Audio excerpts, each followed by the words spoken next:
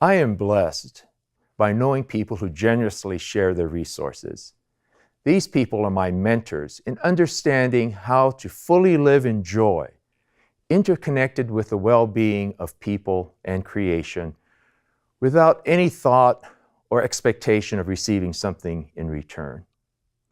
So much of life seems to be governed not by generous sharing, but by requirements of trade.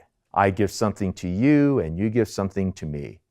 I give you something you want and you give me something I want. And the more you give to me, the more I am expected to give to you. These principles of give and take trade are so ingrained in people, sometimes we just take it for granted this is the way all of life works. And perhaps sometimes we even think this is how our relationship with God works.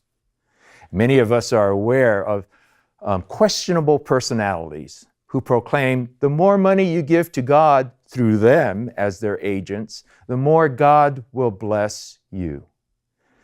This is a significant distortion of Christian generosity and faith.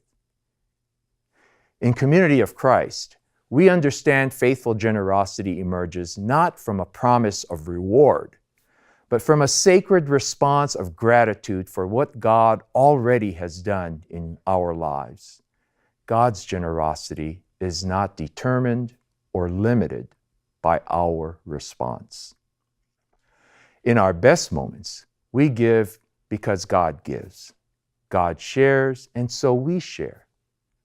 God invites us to experience divine joy as we generously and freely share our lives and resources for the benefit of others, to uplift and respond to needs of the disadvantaged, those who are hurting, and to further healthy community. One of my mentors in generous living is a woman I met many years ago in a small Community of Christ congregation.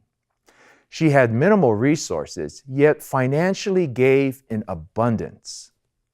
So much so that the financial officer was concerned this woman was not keeping enough money for herself to meet her own needs. But when the financial officer suggested to this woman that it was okay for her to give a little bit less, this woman responded, "God has been so good to me.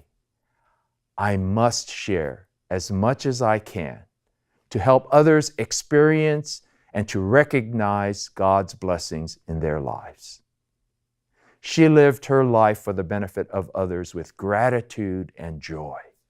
She generously gave of herself and celebrated life because she recognized her sacred connection with people and creation.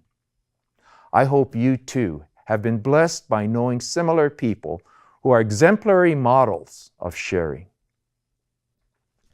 Yes, we have many important financial needs that must be addressed and met. But let us first proclaim God's grace and generosity as the foundation of a faithful life response. Let us celebrate the example of mentors who show us what it means to be a thankful disciple of Christ, who lives with gratitude and joy.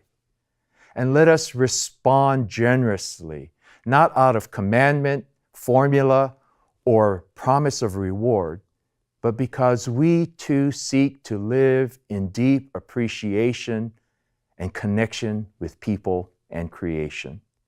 This is a life of sharing as God shares.